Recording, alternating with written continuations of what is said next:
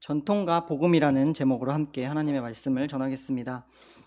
성도님들께서는 혹시 직접 손을 사용해서 음식을 드셔본 일이 있으신가요? 우리는 보통 상추쌈이나 깻잎쌈을 싸 먹을 때 또는 과일이나 과자를 먹을 때 직접 손으로 음식을 먹습니다.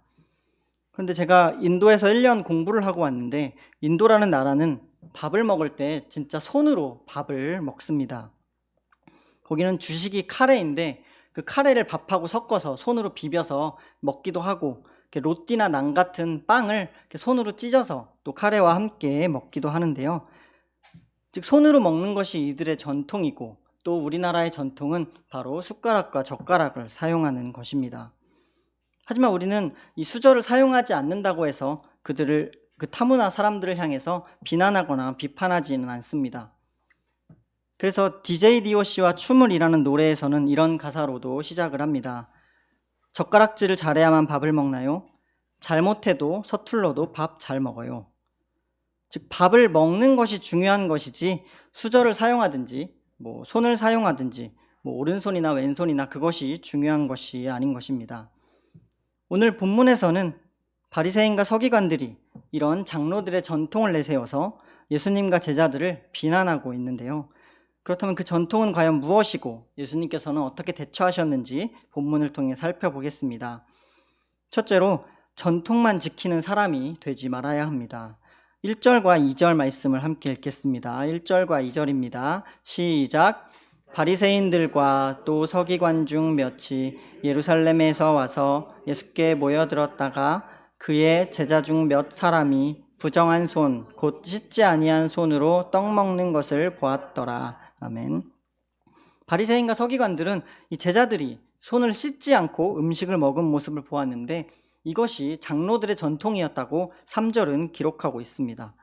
또 이어서 4절에서는 시장에 다녀온 후에도 이들은 물을 뿌려야 하고 음식을 먹어야 했으며 또 이외에도 장로들의 전통이 더 있었다고 기록하고 있는데요. 이 3절과 4절에 괄호가 쳐져 있는 이유는 삽입된 문장으로서 이걸 빼더라도 문맥상 큰 차이가 없다는 것을 뜻합니다. 이 마가복음의 저자 마가는 씻지 않는 손으로 먹는 것이 왜 문제가 되는지 우리와 같은 그 이방인들을 위해서 부연 설명을 기록한 것입니다. 그리고 본문에 등장하는 이 장로라는 단어는 나이가 많은 자, 또 회당의 장로, 그리고 랍비라 칭함받은 서기관들, 그리고 초대교회의 지도자들, 그리고 오늘날 교회의 직분자로서의 장로를 뜻하는데요. 이어서 5절에서는 이 바리새인들과 서기관들이 그 장로들의 전통을 준행하지 않는 제자들을 계속해서 책망하고 있습니다. 우리가 잘 알다시피 구약에서 율법은 613가지나 주어졌습니다. 그런데 바리새인과 서기관들은, 또 많은 유대인들은 이 율법 외에도 장로들의 전통이라고 불리는 것들도 지키면서 살아간 것입니다. 실제로 출애굽기 30장과 40장에는 제사장들이 회막에 들어가기 전에 손과 발을 물두멍에서 씻고 들어가야 한다고 기록하고 있으며, 또 레위기 15장에서는 부정한 자가 손을 씻지 않고 무엇을 만지든 부정하게 된다고도 기록되어 있는데요. 이렇게 특정한 인물에게만 요구되었던 이 정결법을 장로들이 확대하였고 모든 유대인들이 음식을 먹는 데까지 적용하는 이 전통을 만든 것입니다. 어떤 랍비에 의하면 제사장들이 또 거룩한 음식을 먹기 위해 손을 씻었다라고 기록하고 있는데 장로들의 유전에 의해서 이것이 전체 유대인들에게도 확대된 것입니다. 게다가 그들은 이 장로들이 만든 전통을 율법과 동등한 권위로 두었는데요. 그들은 이 엄격한 잣대를 사람들을 판단하며 오히려 율법을 완성하러 오신 예수님마저 정죄하고 있는 것입니다. 물론 문화와 전통을 지키는 것도 중요합니다. 하지만 문제는 전통을 만들고 지키는 것이 아니라 그 본래의 의도를 왜곡하면서까지 그 전통을 고수하는 데 있습니다.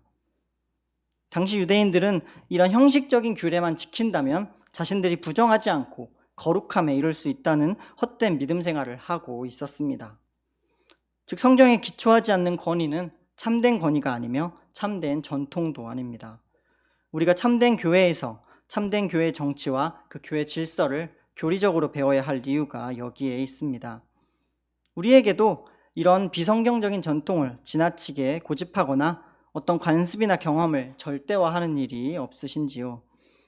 우리가 의롭게 되는 것, 그리고 우리가 거룩한 삶을 살아가는 것은 종교적 행위를 통해서 얻는 것이 아니라 오직 예수 그리스도를 믿음으로만 의롭게 되며 또 예수 그리스도를 믿음으로만 거룩한 삶을 살아갈 수 있다고 알고 있습니다. 또 우리 교회에는 안 계시겠지만 많은 교인들은 형식적으로만 종교 생활을 하는 경우도 많습니다.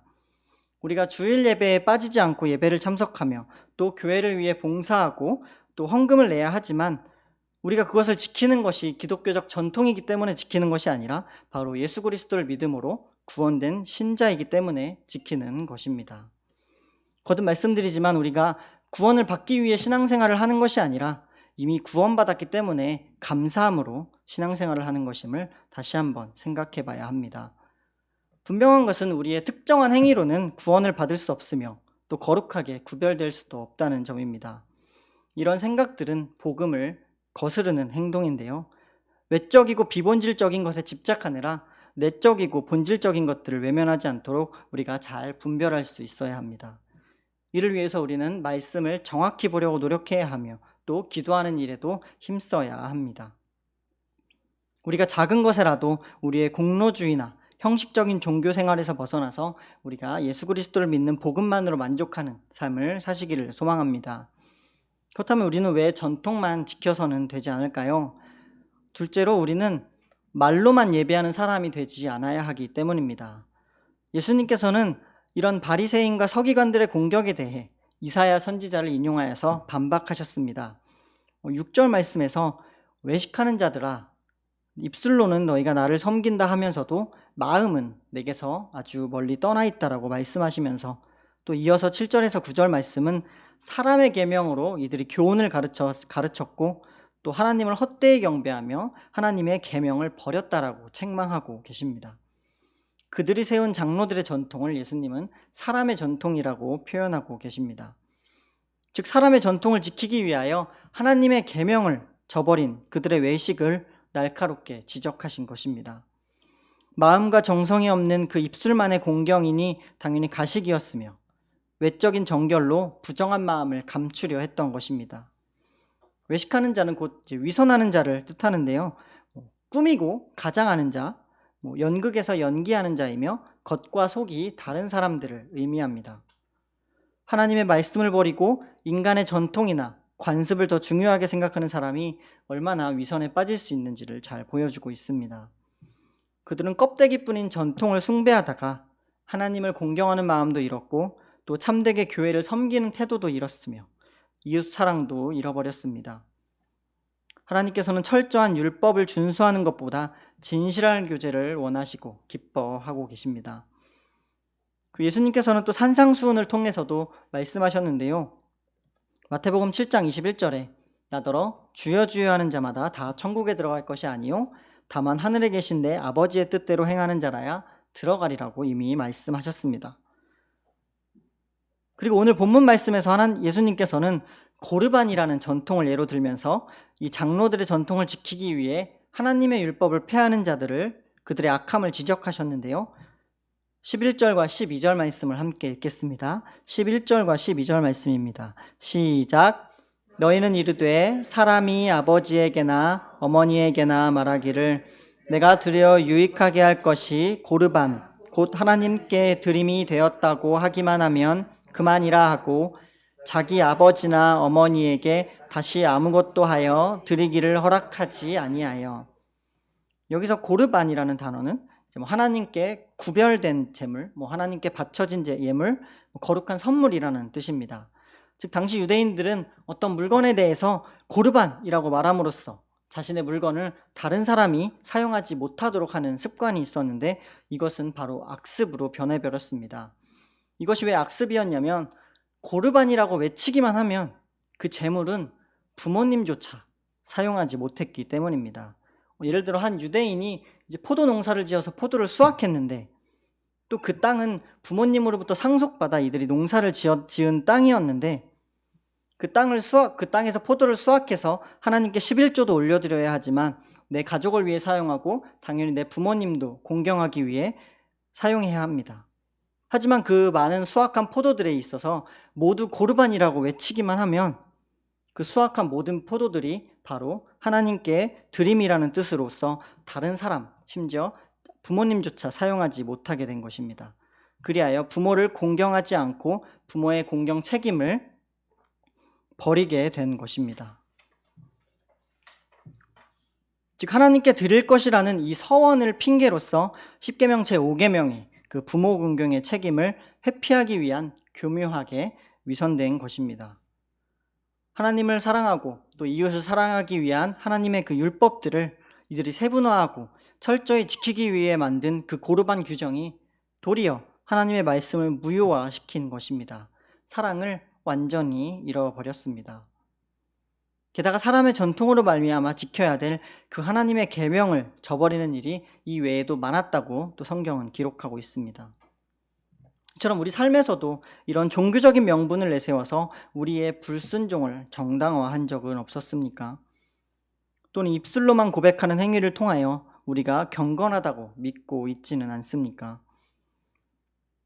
많은 사람들이 요즘 시대에 코로나를 핑계로 예배당에 나올 수 있는 환경이 됨에도 불구하고 인터넷이라는 편리한 예배를 드리기도 하며 특히나 나이대가 어려질수록 또 청년일수록 학생일수록 많이 증가하고 있다고 합니다. 우리는 더욱더 십자가의 공로를 믿고 의지하며 나아갈 때 온전한 경건 생활을 할 수 있습니다. 경건 생활이라는 것이 말뿐인 외적인 행동이 아니라 말씀 앞에 온전히 순종해야 하는 삶입니다. 그리고 말씀보다 사람의 전통을 중요하게 생각하는 것은 참으로 위험한 발상입니다. 내 불순종의 행위를 덮기 위하여 그 신앙이라는 요소를 통해 그럴듯하게 표장하려는 그 악한 마음들이 우리 안에 있진 않는지 점검해 보시기 바랍니다. 내 욕심과 내 욕망을 채우기 위하여 말씀을 교묘하게 이용하고 있진 않는지 우리 자신을 한번 돌아봅니다. 우리 삶과 우리의 내면은 심하게 부패했으면서도 우리가 경건하고 은혜로운 예배를 드렸다고 당당하게 고백할 수 있을까요? 우리는 그저 단순히 종교인이 아니라 단순히 종교적인 사람이 아니라 복음을 통하여 주님을 닮아가고 또 사랑의 사람이 되시는 모든 성도님들 되시기를 소망합니다. 마지막으로 사람을 더럽게 하는 것은 바로 사람의 마음입니다. 외식하는 자들에 대하여 책망하신 예수님께서는 외식을 극복할 수 있는 참된 진리의 말씀에 대해서 말씀해 주셨는데요. 15절과 16절 말씀에 무엇이든지 밖에서 사람으로 들어가는 것이 사람을 더럽게 하는 것이 아니라 사람 안에서 나오는 것이 사람을 더럽게 한다고 말씀하셨습니다. 이어서 예수님께서는 집으로 들어가 제자들을 책망하셨는데요. 이 비유에 대한 교훈을 풀어서 설명해 주셨습니다. 말씀을 이용하고 왜곡하는 그 바리새인들만큼이나 말씀을 깨닫지 못하는 그 제자들의 둔한 마음도 함께 책망하신 것입니다. 왜냐하면 깨닫지 못하면 분별할 수 없기 때문입니다. 밖에서 사람으로 들어가는 것이 사람을 더럽히지 못한다는 것은 곧 모든 음식이 깨끗하다는 뜻인데요. 예수님께서 하신 이 모든 음식이 깨끗하다는 말씀은 유대인들이 믿어오던 이 정결과 부정에 대한 그 모든 전통과 체제를 무너뜨리는 충격적인 발언이었습니다.